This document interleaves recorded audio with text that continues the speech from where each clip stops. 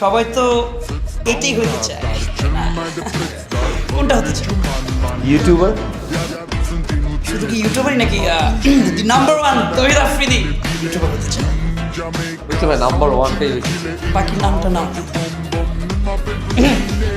আফ্রিদি, পুরাটা। তৌহিদ আফ্রিদি।